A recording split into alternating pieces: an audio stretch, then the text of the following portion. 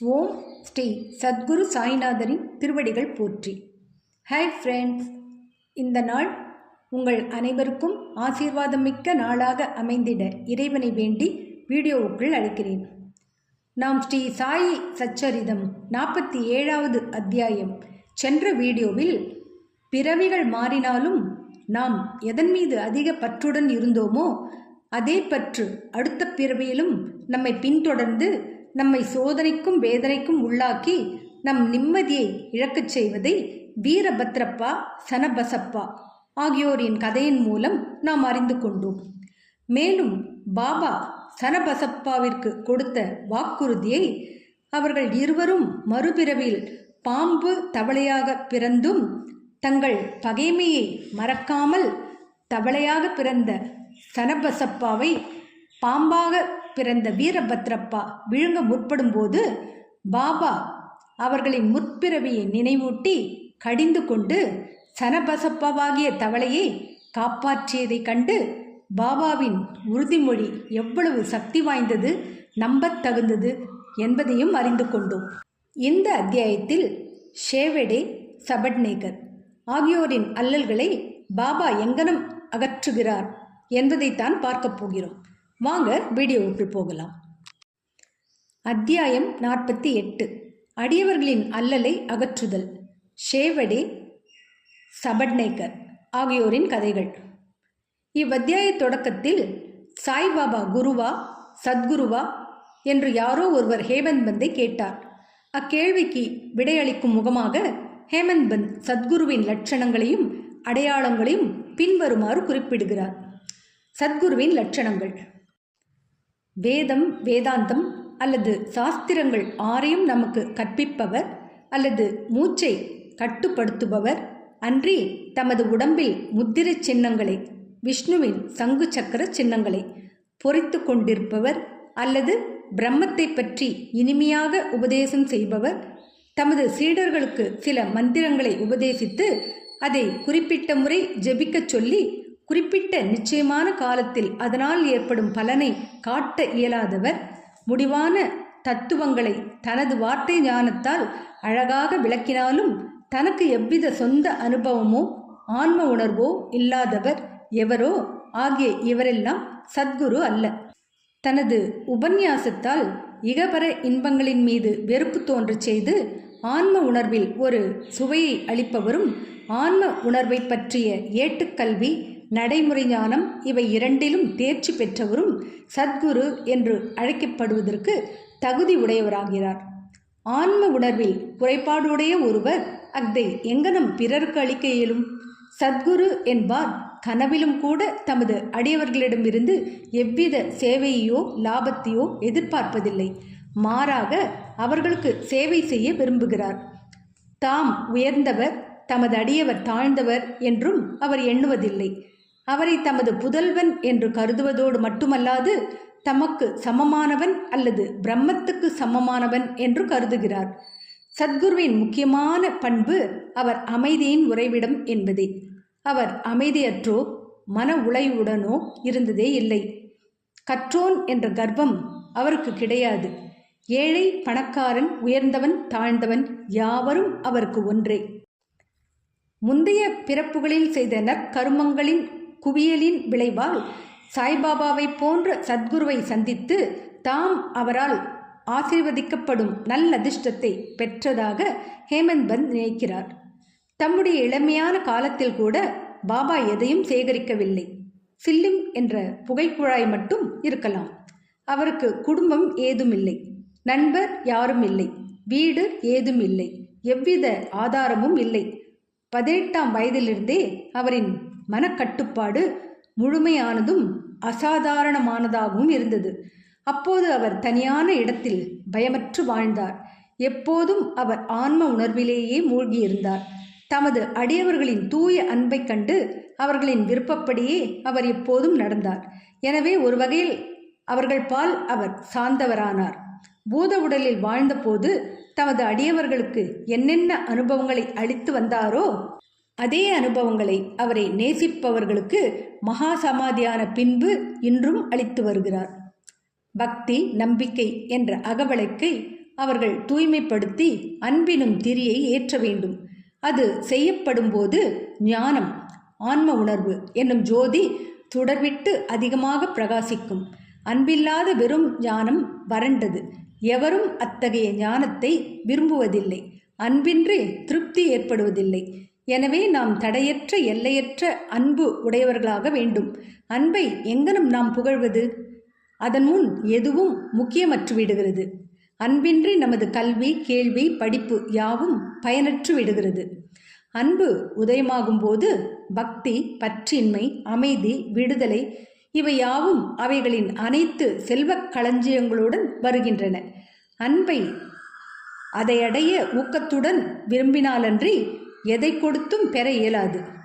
எனவே எங்கே உண்மையான ஆர்வமும் ஏக்கமும் இருக்கின்றதோ கடவுள் தம்மைத்தாமே அவ்விடத்தில் பிரதிஷ்டை செய்து கொள்கிறார். அது அன்பை உள்ளடக்கி விடுதலைக்கு ஒரு வழியாகிறது. இந்த அத்தியாயத்தின் முக்கிய கதைக்கு இப்போது திரும்புவோம். ஒரு ஞானியிடம் ஒரு மனிதன் தூய உள்ளத்துடன் அல்லது அவ்விதமின்றி கள்ள உள்ளத்துடன் சென்று அவரின் காலை பிடிக்கட்டும். முடிவாக அவன் காப்பாற்றப்படுவது உறுதி. இது பின்வரும் கதைகளால் விளக்கப்படுகிறது. ஷேவடே. ரேராப்பூர் ஜில்லா அக்கல்கோட்டை சேர்ந்த சபட்நேக்கர் வக்கீலுக்கு படித்து கொண்டிருந்தார். அவருடன் படிக்கும் ஷேவடே அவரை சந்தித்தார். மற்றும் பல மாணவ நண்பர்களும் ஒன்றாக கூடி தாங்கள் படிக்கும் பாடங்களை ஒப்பிட்டு பார்த்து கொண்டனர். அவர்களுள் ஏற்பட்ட வினா விடைகளிலிருந்து ஷேவடே என்பவர்தான் எல்லோரை காட்டிலும் பரீட்சைக்கு தயாரற்ற நிலையில் இருந்தார் என்று தெரிய வந்தது. எனவே மற்றவர்கள் அவரை கேலி செய்தனர். தாம் சரியாக படிக்கவில்லையாயினும் தமது சாய்பாபா இருப்பதால் தம்மை வெற்றியடை செய்வார் என்று தான் உறுதியாக நம்புவதாக கூறினார். சபட்நேக்கர் இக்கூற்றால் ஆச்சரியமடைந்தார். அவர் ஷேவடேயை தனியே அழைத்து கொண்டு போய், அவர் அவ்வளவோ உயர்வுபட கூறும் சாய்பாபா என்பவர் யார் என்று கேட்டார். அகமத் நகர் ஜில்லா ஷீரடியில் உள்ள மசூதியில் பக்கிரி ஒருவர் வாழ்கிறார். அவர் மிக பெரும் சத்புருஷர். மற்ற ஞானிகள் இருக்கலாம், ஆனால் இவர் ஒப்பற்றவர். முன்வினையில் பல நற்கருமங்களின் பலன் பெருமளவில் குவிக்கப்பட்டு இருந்தாலன்றி ஒருவரும் அவரை பார்க்க முடியாது. நான் முழுமையும் அவரை நிச்சயம் நம்புகிறேன். அவர் சொல்வது பொய்யாவதில்லை. அடுத்த ஆண்டு நான் தேறிவிடுவேன் என்று அவர் எனக்கு உறுதி கூறியிருக்கிறார். கடைசி வருட பரீட்சையும் அவர்தம் கருணையால் நான் தேறிவிடுவேன் என கூறினார். சபட்நேக்கர் அவர் நம்பிக்கையை கண்டு சிரித்து அவரையும் சாய்பாபாவையும் கேலி செய்தார். சபட்நேக்கர் தமது பரீட்சையில் தேறி அக்கல்கோட்டில் குடியேறி அங்கு வக்கீலாக தொழில் நடத்தினார். இதற்கு 10 ஆண்டுகளுக்கு பிறகு, அதாவது 1913இல் தொண்டையில் வந்த வியாதி காரணமாக அவரது ஒரே மகனை இழக்க நேரிட்டது. அது அவர் உள்ளத்தை பிளந்தது. பண்டரிபுரம், கனகாபூர் மற்றும் பல புனித கஷேத்திரங்களுக்கு அவர் கஷேத்ராடனம் செய்து அமைதியை தேடினார். அவருக்கு மன அமைதி கிடைக்கவில்லை. பின்னர் வேதாந்தம் கற்கத் தொடங்கினார். அதுவும் அவருக்கு பயனளிக்கவில்லை. இத்தருணத்தில் தமது நண்பரான ஷேவடே பாபாவை பற்றி கூறியதும் பாபாவின் மேல் அவருக்குள்ள நம்பிக்கையும் சபட்நேக்கர் நினைவு கூர்ந்தார். தாமும் ஷீரடிக்கு சென்று பாபாவை காண வேண்டும் என்று அவர் எண்ணினார். தம் தம்பி பண்டிட்ராவுடன் அவர் ஷீரடிக்கு சென்றார். பாபாவை தூரத்திலிருந்து கண்டு மிகவும் மகிழ்ச்சி அடைந்தார். அவர் அருகே சென்று வீழ்ந்து பணிந்து பக்தியுடன் ஒரு தேங்காயை முன்னே வைத்தபோது, போ வெளியே என்று பாபா கூச்சலிட்டார். சபட்நேக்கர் தலை குனிந்து கொண்டு பின்னால் நகர்ந்து போய் வேறு பக்கம் அமர்ந்திருந்தார். மேற்கொண்டு என்ன செய்ய வேண்டும் என்பதை அவர் யாரிடமாவது கலந்து ஆலோசிக்க விரும்பினார். யாரோ பாலா ஷிம்பியின் பெயரை குறிப்பிட்டனர். சபட்நேக்கர் அவரை சந்தித்து அவருடைய உதவியை வேண்டினார். அவர்கள் பாபாவின் போட்டோக்களை வாங்கி கொண்டு அவற்றுடன் மசூதிக்குள் வந்தனர். பாலா ஷிம்பி ஒரு போட்டோவை எடுத்து பாபா கையில் கொடுத்து, அது யார் போட்டோ என்று கேட்டார். பாபா சபட்நேக்கரை காண்பித்து, இது அவரது காதலன் போட்டோ என்று கூறிவிட்டு சிரித்தார். எல்லோரும் சிரித்தனர். பாலா பாபாவை அச்சிரிப்பின் குறிப்பு என்ன என்று கேட்டுக்கொண்டே சபட்நேக்கரை முன்னால் வந்து தரிசனம் செய்து கொள்ளும்படி சமிஞ்ஞை செய்தார். சபட்நேக்கர் வீழ்ந்து கும்பிடத் தொடங்குகையில் பாபா மீண்டும் போ வெளியே என்று கூச்சலிட்டார். சபண்நேக்கருக்கு என்ன செய்வது என்றே புரியவில்லை. பின்னர் இருவரும் பாலா சபண்நேக்கர் கைகோர்த்து பாபாவின் முன் அமர்ந்து பிரார்த்தனை செய்தனர். பாபா முடிவாக சபண்நேக்கரை உடனே வெளியே போகும்படி கட்டளையிட்டார். இருவரும் வருத்தமடைந்து மனமுடைந்து போயினர். பாபாவின் ஆணைக்கு கீழ்ப்படிய வேண்டுமாதலால் மறுமுறை வரும்போது தரிசனம் தர வேண்டும் என்று பிரார்த்தனை செய்து கொண்டு சபண்நேக்கர் சோர்ந்த உள்ளத்துடன் வீடு திரும்பினார். திருமதி சபண்நேக்கர். ஓராண்டு ஓடியது. எனினும் அவர் மனம் அமைதி அடையவில்லை. கனகாபூருக்கு சென்றார். அங்கு அவர் இன்னும் அதிகமான மனக்கலக்கத்தை அடைந்தார். பின்னர் ஓய்வுக்காக மாதேகாமன் சென்றார்.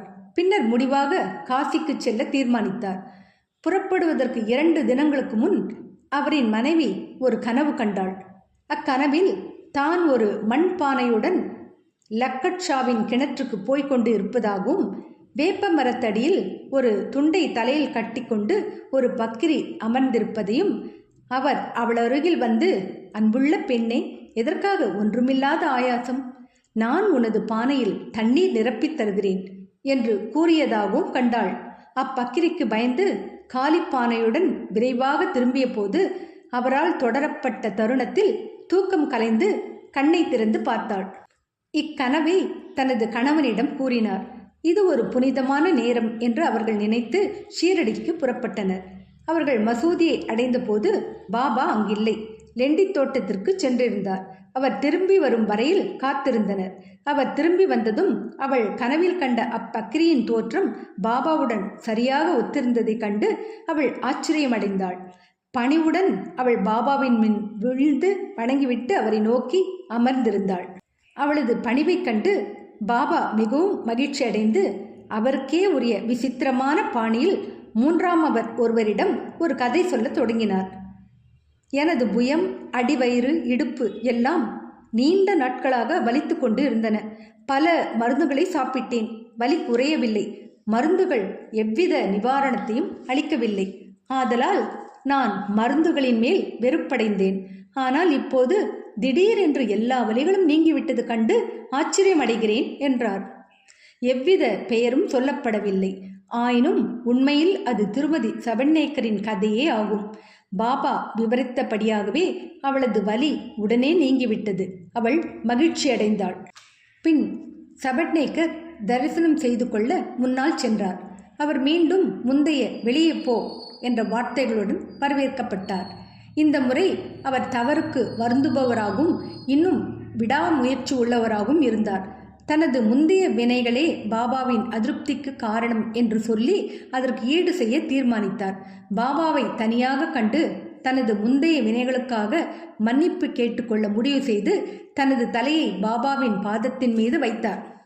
பாபா தமது கையை அவர் தலை மீது வைத்தார். பாபாவின் கால்களை சபண்நேக்கர் கீழே அமர்ந்து வருடத் தொடங்கினார். பின் ஆடுமைக்கும் ஆய்மகள் ஒருத்தி பாபாவின் இடுப்பை உட்கார்ந்து பிடித்துவிடத் தொடங்கினாள். பாபா தமக்கே உரிய பாணியில் ஒரு பனியா வணிகனின் கதையை சொல்லத் தொடங்கினார். அவனது வாழ்க்கை முழுவதிலும் ஏற்பட்ட மாறுதல்களை, அவனது ஒரே மகன் இறந்தது உட்பட அனைத்தையும் எடுத்துரைத்தார். பாபா கூறிக்கொண்டிருந்த கதை முழுவதும் தன்னுடையதே என்று அறிந்து சபண்நேக்கர் ஆச்சரியமடைந்தார். பாபாவுக்கு அதன் ஒவ்வொரு விவரமும் தெரிந்தது கண்டு அதிசயம் அடைந்தார். அவர் நிறை பேரறிவுடையவர் என்றும் அனைவரின் இதயங்களையும் அறிந்திருப்பவர் என்றும் அறியலானார்.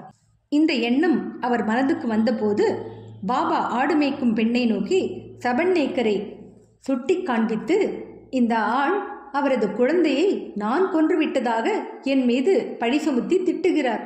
நான் மக்களின் குழந்தைகளை கொள்கிறேனா? ஏன் இவர் மசூதிக்கு வந்து அழுகின்றார்? நான் இப்போதே இதை செய்கிறேன். அதே குழந்தையை மீண்டும் அவரது மனைவியின் கருப்பையில் கொண்டு வைக்கிறேன் என்று கூறினார். இவ்வார்த்தைகளை சொல்லிக்கொண்டே தமது ஆசி நல்கும் கரத்தை அவர் தலைமீது வைத்து, இப்பாதங்கள் தொன்மையானவை, புனிதமானவை. இப்போது உனக்கு கவலை இல்லை. என் மீது முழு நம்பிக்கையையும் வை. நீ சீக்கிரத்தில் உனது குறிக்கோளை எய்துவாய் என்று கூறி தேற்றினார். சபண்நேக்கர் மிகவும் உணர்ச்சி வசப்பட்டு பாபாவின் பாதங்களை தன் கண்ணீரால் கழுவிவிட்டு தனது இருப்பிடத்தை அடைந்தார். பின்னர் அவர் பூஜை, நைவேத்தியம் இவைகளை தயார் செய்து கொண்டு மனைவியுடன் மசூதிக்கு வந்தார். தினந்தோறும் அவர் இவைகளை பாபாவுக்கு சமர்ப்பித்து அவரிடம் இருந்து பிரசாதம் பெற்றுக்கொண்டிருந்தார். மசூதிக்குள் கூட்டமாக இருந்தது. சபர்நேக்கர் அங்கு சென்று மீண்டும் மீண்டும் வணங்கிக் கொண்டிருந்தார். தலையோடு தலைகள் மோதிக்கொள்வதை கண்ட பாபா சபர்நேக்கரை நோக்கி, ஓ, நீ ஏன் அடிக்கடி வணங்கிக் கொண்டிருக்கிறாய் என்று கேட்டார். பணிவுடனும் அன்புடனும் செய்யும் ஒரு நமஸ்காரமே போதும் என்றார். அன்றிரவு முன்னரே விவரிக்கப்பட்ட சாவடி ஊர்வலத்தை சபர்நேக்கர் கண்டு களித்தார். ஊர்வலத்தின் போது பாபா பாண்டுரங்கன் மாதிரியே காட்சியளித்தார். மறுநாள் விடைபெறும்போது தட்சிணையாக 1 ரூபாய் கொடுக்க வேண்டும் என்றும் பாபா மீண்டும் கேட்டால் இல்லை என்று சொல்லாமல் பிரயாணம் செய்வதற்கு போதுமான பணத்தை ஒதுக்கி வைத்துக்கொண்டு மேலும் 1 ரூபாய் கொடுக்க வேண்டும் என்றும் நினைத்தார். மசூதிக்கு அவர் சென்று 1 ரூபாய் அளித்த போது அவருடைய எண்ணப்படியே பாபா மேலும் 1 ரூபாய் கேட்டார். அது கொடுக்கப்பட்ட போது பாபா இதை கூறி ஆசீர்வதித்தார். இத்தேங்காயை எடுத்து உனது மனைவியின் சேலை முந்தானையில் போட்டுவிட்டு எவ்வித கவலையும் படாமல் சௌகரியமாய் போய் வா என்றார். அவரும் அங்கனமே செய்தார். 1 வருடத்திற்குள் அவருக்கு ஒரு மகன் பிறந்தான். 8 மாத குழந்தையுடன் அவ்விருவரும் சீரடிக்கு வந்தனர். அதை பாபாவின் காலடியில் வைத்து, ஓ சாய்நாத், தங்கள் உதவிக்கு என்ன கைமாறு செய்வது என்று நாங்கள் அறியாமல் இருக்கிறோம். எனவே தங்கள் முன் வீழ்ந்து பணிகின்றோம். எளிய ஆதரவற்ற எங்களை ஆசீர்வதிக்க வேண்டுகிறோம். இனி தங்களின் புனித பாதங்களே எங்களது ஒரே அடைக்கலமாக இருக்கட்டும். பற்பல எண்ணங்கள் கனவிலும் நனவிலும் எங்களை தொல்லைப்படுத்துகின்றன. எங்கள் மனதை அவைகளிலிருந்து எல்லாம் தங்கள் வழிபாட்டுக்கு திருப்பி எங்களை ஆசீர்வதிக்க வேண்டுகிறோம் என பிரார்த்தித்தனர். புத்திரனுக்கு முரளிதர் என்று பெயரிடப்பட்டது. பின்னர் பாஸ்கர், தினகர் என்ற இருவரும் பிறந்தனர். இங்கனமாக சபர்நேக்கர் தம்பதிகள் பாபாவின் மொழிகள் பொய்ப்பதில்லை என்றும் நிறைவேறாமல் போவதில்லை என்றும் முற்றிலும் உண்மையாகவே நிகழ்கின்றன என்றும் உணர்ந்தனர். ஸ்ரீ சாயியை பணிக. அனைவருக்கும் சாந்தி நிலவட்டும். அடுத்த அத்தியாயத்தில் ஹரி கானோபா, சோமதேவ் சுவாமி, நானா சாஹேப் சந்தோர்கர் ஆகியோரின் கதைகளை தெரிந்து கொள்ளப் போகிறோம். என்ன ஃப்ரெண்ட்ஸ், இந்த வீடியோ பிடிச்சிருந்தா லைக் பண்ணுங்கள், ஷேர் பண்ணுங்கள், சேனலை சப்ஸ்கிரைப் பண்ணுங்கள். எனக்கு இதுவரை சப்ஸ்கிரைப் பண்ணியுள்ள அனைவருக்கும் என்னுடைய மனமார்ந்த நன்றிகள். மீண்டும் அடுத்த வீடியோவில் சந்திக்கும் வரை உங்கள் அனைவருக்கும் நன்றி கூறி விடைபெறுகிறேன். வணக்கம்.